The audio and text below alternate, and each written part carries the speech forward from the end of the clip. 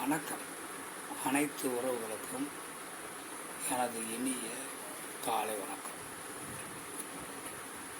உங்களிடத்தில் ஒரு சிறு ஜோதிட குறிப்பை பகிர்ந்து கொள்ள வருகிறேன். ஒரு ஜாதகத்தை பார்த்தவுடன் இவர் வருங்காலத்தில் பணக்காரராக வாழ்வார், செல்வ செழிப்போடு வாழ்வார்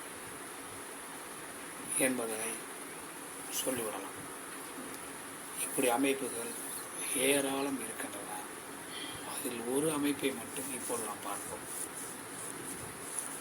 ஒரு ஜாதகத்தில் லக்கணம் எந்த லக்கணமாக வேண்டுமானால் இருக்கட்டும், ராசி எந்த ராசியாக வேண்டுமானால் இருக்கட்டும், அதை பற்றியெல்லாம் நமக்கு பிரச்சனை இல்லை.